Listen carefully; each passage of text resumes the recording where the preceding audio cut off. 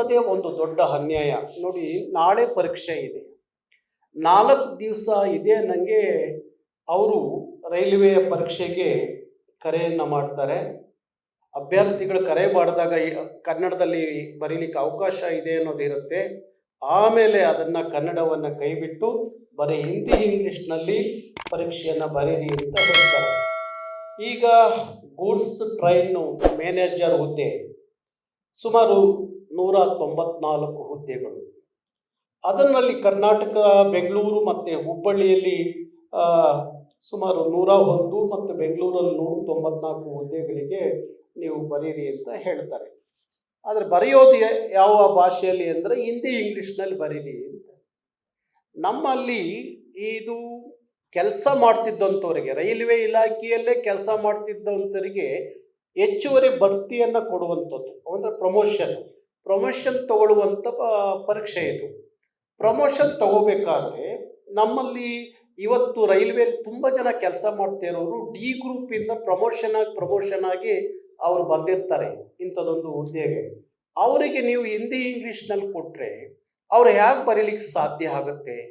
ಯಾಕೆ ಪರೀಕ್ಷೆ ಬರೆಯೋಕ್ಕೆ ಹೆಂಗೆ ಸಾಧ್ಯ ಆಗುತ್ತೆ? ಅದಕ್ಕಾಗಿ ಅವರು ಇಲ್ಲ, ನಮಗೆ ಕನ್ನಡದಲ್ಲೇ ಬರೀಲಿಕ್ಕೆ ಅವಕಾಶ ಕೊಟ್ಟರೆ ಮಾತ್ರ ನಾವು ಬರೆಯೋಕ್ಕೆ ಸಾಧ್ಯ ಆಗುತ್ತೆ. ಅವರು ಹಿಂದಿ ಇಂಗ್ಲೀಷ್ನಲ್ಲೇ ಮಾತ್ರ ಪರೀಕ್ಷೆ ಬರೀರಿ ಅಂತ ಹೇಳಿದ್ರೆ ಉತ್ತರ ಭಾರತದ ಹಿಂದಿ ಭಾಷಿಕರಿಗೆ ಅನುಕೂಲ ಆಗುತ್ತೆ, ಅವರು ಪ್ರಮೋಷನ್ ಸಿಗುತ್ತೆ. ಹಾಗಾದರೆ ಕನ್ನಡದ ಮಕ್ಕಳಿಗೆ ಪ್ರಮೋಷನ್ ಬೇಡವಾ? ಕನ್ನಡದಲ್ಲಿ ಪರೀಕ್ಷೆ ಬರೆಯೋಕ್ಕೆ ಅವಕಾಶ ಇಲ್ವಾ? ಅವಕಾಶ ಕೊಡಲ್ಲ ಅನ್ನೋದಾದರೆ ಕನ್ನಡದ ಮಕ್ಕಳು ರೈಲ್ವೆ ಇಲಾಖೆಯಲ್ಲಿ ಕೆಲಸ ಮಾಡ್ತಿರೋಂಥವರಿಗೆ ಪ್ರಮೋಷನ್ನು ಸಿಗದೆ ಅನ್ಯಾಯ ಮಾಡಿದ್ರೆ ಭಾರತದ ಒಕ್ಕೂಟ ಅಂತ ಹೇಳಿ ನಾವು ಯಾತಕ್ಕೆ ಒಪ್ಕೋಬೇಕಾಗುತ್ತೆ ಅನ್ನೋ ಪ್ರಶ್ನೆ ಅವ್ರ ಮುಂದೆ ಇದ್ದ ಕಾರಣ ಅವರು ಸಹ ಹೇಳ್ತಾ ಇದ್ದಾರೆ, ನಾಳೆ ನಾವು ರೈಲ್ವೆ ಪರೀಕ್ಷೆಯನ್ನು ಬಹಿಷ್ಕರಿಸ್ತೀವಿ ಅಂತ ಹೇಳ್ತಾ ಇದ್ದಾರೆ. ಇವತ್ತಿನ ಮಾಧ್ಯಮದ ಪತ್ರಿಕೆಗಳಲ್ಲಿ ಕೆಲವು ಪ್ರಕಟಣೆ ಆಗಿದೆ. ನಮಗೆ ಕನ್ನಡದಲ್ಲಿ ಪರೀಕ್ಷೆ ಬರೀಲಿಕ್ಕೆ ಅವಕಾಶ ಕೊಡದೇ ಹೋದರೆ ನಾವು ನಾಳೆಯ ಪರೀಕ್ಷೆಯನ್ನು ಬಹಿಷ್ಕರಿಸ್ತೀವಿ ಅಂತ ಹೇಳಿ ಅಭ್ಯರ್ಥಿಗಳು ತೀರ್ಮಾನವನ್ನು ಮಾಡಿದ್ದಾರೆ ಅಂತ ಹೇಳಿ ಗೊತ್ತಾಗಿದೆ. ಹಾಗೆ ಕರ್ನಾಟಕ ರಕ್ಷಣಾ ವೇದಿಕೆಯೂ ಸಹ, ನಾನು ಬೆಳಗ್ಗೆ ಪ್ರಹ್ಲಾದ್ ಜೋಶಿ ಅವ್ರ ಜೊತೆಲಿ ಮಾತಾಡಿದೆ. ಪ್ರಹ್ಲಾದ್ ಜೋಶಿ ಅವರು ಹೇಳಿದ್ರು, ಗುರುವಾರ ನೀವೊಂದು ನಿಯೋಗ ದೆಹಲಿಗೆ ಬನ್ನಿ ಅಂತ ಹೇಳಿ. ಗುರುವಾರ ಯುಗಾದಿ ಹಬ್ಬ ಇದ್ದ ಕಾರಣ ನಾವು ಗುರುವಾರ ಬರೋಕ್ಕಾಗೋದಿಲ್ಲ, ಬೇಕಾದ್ರೆ ನಾಳೆನೇ ಹೇಳಿಬಿಡಿ, ಇವತ್ತು ರಾತ್ರಿ ಹೊರಟು ನಾವು ನಾಳೆ ಬೆಳಗ್ಗೆ ನಮ್ಮ ಒಂದು ನಿಯೋಗ ನಾವು ದೆಹಲಿಗೆ ಬರ್ತೀವಿ ಅಂತ ಹೇಳಿದ್ರು. ಅದಕ್ಕೆ ಇಲ್ಲ, ನಾಳೆ ಕಷ್ಟ ಆಗುತ್ತೆ, ಅವರು ಹೊರಗಡೆ ಇದ್ದಾರೆ ರೈಲ್ವೆ ಕೇಂದ್ರ ಸಚಿವರು, ಅದಕ್ಕಾಗಿ ಶನಿವಾರ ನಾನು ನಿಗದಿ ಮಾಡ್ತೀನಿ, ಶನಿವಾರ ನೀವು ದೆಹಲಿಗೆ ಒಂದು ನಿಯೋಗ ಬನ್ನಿ, ಏನು ಕರ್ನಾಟಕದಲ್ಲಿ ರೈಲ್ವೆ ಇಲಾಖೆಯಲ್ಲಿ ಏನು ಅನ್ಯಾಯ ನಡೀತಾ ಇದೆ ಅದರ ಸಂಪೂರ್ಣವಾದಂಥ ಮಾಹಿತಿಯನ್ನು ನೀವು ತಗೊಂಡು ಬನ್ನಿ ಅನ್ನೋ ಮಾತನ್ನು ಹೇಳಿದರು. ಅದು ಶನಿವಾರ ಹೋಗೋದು ಬೇರೆ. ಆದರೆ ನಾಳೆ ನಡೆಯುವಂಥ ಪರೀಕ್ಷೆಗೆ ಕನ್ನಡದ ಅಭ್ಯರ್ಥಿಗಳಿಗೆ ಅನ್ಯಾಯ ಮಾಡೋದು ಎಷ್ಟರ ಮಟ್ಟಿಗೆ ಭಾರತ ಸರ್ಕಾರಕ್ಕೆ ಇದು ಸರಿ ಅಂತ ಅನ್ನಿಸ್ತಾ ಇದೆ ಅನ್ನೋದು ನಮ್ಮ ಒಂದು ಚಳುವಳಿಯ ಮೂಲ ಇವತ್ತು ಕಾರಣ ಆಗಿದೆ. ನಾಳೆ ನಾವು ಸಹ ತೀರ್ಮಾನ ಮಾಡಿದ್ದೀವಿ. ಕರ್ನಾಟಕ ರಕ್ಷಣಾ ವೇದಿಕೆ, ನಾನು ನಮ್ಮ ಹುಬ್ಬಳ್ಳಿ ಮತ್ತು ಆ ಭಾಗದ ಧಾರವಾಡ, ಬೆಳಗಾವಿ, ಬಾಗಲಕೋಟೆ, ಗದಗ ಜಿಲ್ಲೆಯ ಎಲ್ಲ ಕಾರ್ಯಕರ್ತರಿಗೆ ಕರೆ ಕೊಟ್ಟಿದ್ದೀನಿ. ಯಾವುದೇ ಕಾರಣಕ್ಕೂ ನೀವೆಲ್ಲ ಜೈಲಿಗೆ ಹೋದ್ರೂ ಚಿಂತೆ ಇಲ್ಲ, ಹುಬ್ಬಳ್ಳಿಯಲ್ಲಿ ನಡೆಯುವ ಪರೀಕ್ಷೆ ನಡೆಯಬಾರದು ಅಂತ ಹೇಳಿ ನಾವು ನಮ್ಮ ಕಾರ್ಯಕರ್ತರಿಗೆ ಕರೆ ಕೊಟ್ಟಿದ್ದೀವಿ. ಹಾಗೆ ನಾಳೆ ಬೆಂಗಳೂರಲ್ಲೂ ಅಷ್ಟೇ, ನೀವು ಪೊಲೀಸ್ನವ್ರು ನೋಟಿಸ್ಸು, ನಾವು ಚಳವಳಿ ಮಾಡ್ತೀವಿ ಅಂದಷ್ಟೇ ನಮ್ಮ ಪೊಲೀಸ್ನವ್ರು ನೋಟಿಸ್ ತಂದು ನಮ್ಮ ಕಚೇರಿ ಕೊಡ್ತಾರೆ.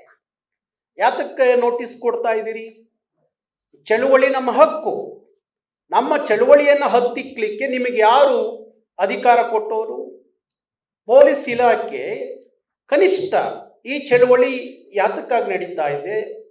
ನೀವು ನಮ್ಮನ್ನು ತಗೊಂಡೋಗಿ ಫ್ರೀಡಮ್ ಪಾರ್ಕಲ್ಲಿ ಕೂತ್ಕೊಂಡು ಚಳುವಳಿ ಮಾಡಿದರೆ, ಫ್ರೀಡಮ್ ಪಾರ್ಕಲ್ಲಿ ಕೂತ್ಕೊಂಡು ಚಳುವಳಿ ಮಾಡಿದ್ರೆ ಯಾರಿಗೂ ತಲುಪಲ್ಲ ನಮ್ಮ ಚಳುವಳಿ. ನಮ್ಮ ಹೋರಾಟದ ಬಿಸಿ ಯಾರಿಗೂ ಮುಟ್ಟೋದಿಲ್ಲ. ಎದುರುಗಡೆ ಇರುವಂಥ ವಿಧಾನಸೌಧಕ್ಕೆ ಮುಟ್ಟಲ್ಲ ಅಂದರೆ ಉತ್ತರ ಭಾರತದಿಂದ ಬಂದಂಥ ಎಮ್ಮೆ ಚರ್ಮದ ಈ ಹಿಂದಿ ಅಧಿಕಾರಿಗಳಿಗೆ ಎಲ್ಲಿ ತಲುಪುತ್ತೆ ಅದು? ಅದಕ್ಕಾಗಿ ತಕ್ಷಣ ಬಂದು ನೋಟಿಸ್ ಕೊಡ್ತಾರೆ. ನೀವು ಚಳುವಳಿ ಮಾಡಬಾರ್ದು, ಮಾಡೋದಾದ್ರೆ ಫ್ರೀಡಮ್ ಪಾರ್ಕಲ್ಲಿ ಮಾಡಿ ಅಂತ. ನೀವು ನೋಟಿಸ್ ಕೊಟ್ರಲ್ಲ, ಇನ್ನೂ 100 ನೋಟಿಸ್ ಕೊಟ್ಟರು ನಾಳೆ ನಮ್ಮ ಚಳುವಳಿ ನಡೆಯುತ್ತೆ. ಇಡೀ ಕರ್ನಾಟಕದಲ್ಲಿ ಎಲ್ಲೆಲ್ಲಿ ಮೈಸೂರು, ಹುಬ್ಬಳ್ಳಿ, ಬೆಂಗಳೂರಿನಲ್ಲಿ ನಮ್ಮ ಚಳುವಳಿ ನಡೆಯುತ್ತೆ. ನೀವು ಎಂಥದಾದ್ರು ಮಾಡ್ಕೊಳ್ಳಿ, ನಾಳೆ ಬೇಕಾದ್ರೆ ಲಾಠಿ ಚಾರ್ಜ್ ಮಾಡ್ರಿ ಅಲ್ಲಿ ರೈಲ್ವೆ ಇಲಾಖೆ ಮುಂದೆ. ನಮ್ಮನ್ನೆಲ್ಲ ಬಂಧಿಸಿ ಮತ್ತೊಮ್ಮೆ ನಾಮಫಲಕದ ಚಳುವಳಿಲಿ ನಾವೆಲ್ಲ ಜೈಲಲ್ಲಿ ಇದ್ದು, ಮತ್ತೊಮ್ಮೆ ನಾವು ಬೇಕಾದ್ರೆ ಅಲ್ಲೇ ಉಗಾದಿ ಹಬ್ಬವನ್ನು ಜೈಲಲ್ಲೇ ಮಾಡ್ತೀವಿ, ನಮಗೇನು ಭಯ ಇಲ್ಲ. ಹಾಗಾಗಿ ಇಂಥ ನೋಟಿಸ್ ಕೊಡುವ ಬೆದರಿಕೆಯನ್ನು ಪೊಲೀಸ್ ಇಲಾಖೆ ಮಾಡಬಾರ್ದು ಅಂತ ಹೇಳ್ತೀವಿ. ಇದು ಕನ್ನಡಿಗರ ಹಕ್ಕು. ನಮ್ಮ ದೇಶದಲ್ಲಿ ನಮ್ಮ ಭಾಷೆಯಲ್ಲಿ ಪರೀಕ್ಷೆ ಬರೀಲಿಕ್ಕೆ ನಮಗೆ ಅವಕಾಶ ಇಲ್ಲ ಅನ್ನೋದಾದರೆ ನಾವೇನು ಮಾಡಬೇಕಾದ್ರೆ, ನಾವು ಭಾರತದ ಒಕ್ಕೂಟದ ಪ್ರಜೆಗಳ ಕನ್ನಡಿಗರು ಇಲ್ಲ ದಕ್ಷಿಣ ಭಾರತೀಯರ ಮೇಲೆ ಇಂಥ ಹಿಂದಿಯ ಬಲವಂತವಾದಂಥ ಹೇರಿಕೆ ದಬ್ಬಾಳಿಕೆ ಯಾವ ಕಾರಣಕ್ಕೋಸ್ಕರ? ಕೇಂದ್ರದ ಎಲ್ಲ ಉದ್ಯೋಗಗಳನ್ನು ಹಿಂದಿ ಭಾಷಿಕರು ಅಷ್ಟೇ ಪಡ್ಕೊಳ್ಳೋದಾದರೆ ಮತ್ತೆ ನಾವು ದಕ್ಷಿಣ ಭಾರತೀಯರ ನಮ್ಮ ಪಾತ್ರ ಏನು ಭಾರತದ ಒಕ್ಕೂಟದಲ್ಲಿ ಅನ್ನುವ ಪ್ರಶ್ನೆ ನಮ್ಮನ್ನು ಕಾಡ್ತಾ ಇರುವಂಥದ್ದು. ಅದಕ್ಕಾಗಿ ಇವತ್ತು ಮಾಧ್ಯಮಗಳ ಮುಖಾಂತರ ನಾಳೆ ನಡೆಯುವಂಥ ಪ್ರತಿಭಟನೆಯ ವಿಚಾರವನ್ನು ನಿಮ್ಮ ಗಮನಕ್ಕೆ ತರಬೇಕು ಅಂತ ಹೇಳಿ ನಾನು ಇವತ್ತು ಮಾಧ್ಯಮದ ಗೆಳೆಯರನ್ನ ಬರಮಾಡಿಕೊಂಡದ್ದು. ಲೇಟೆಸ್ಟ್ ಹಾಗೂ ಇಂಟ್ರೆಸ್ಟಿಂಗ್ ಸುದ್ದಿಗಳಿಗಾಗಿ ಬಾಸ್ ಟಿವಿ ಕನ್ನಡ ಚಾನೆಲ್ನ ಸಬ್ಸ್ಕ್ರೈಬ್ ಮಾಡಿ. ಹಾಗೆಯೇ ಬೆಲ್ ಐಕಾನ್ ಪ್ರೆಸ್ ಮಾಡಿ. ಇದರ ಜೊತೆಗೆ ಫೇಸ್ಬುಕ್, ಇನ್ಸ್ಟಾಗ್ರಾಮ್, ಎಕ್ಸ್ನಲ್ಲೂ ಮಿಸ್ ಮಾಡದೆ ಫಾಲೋ ಮಾಡಿ.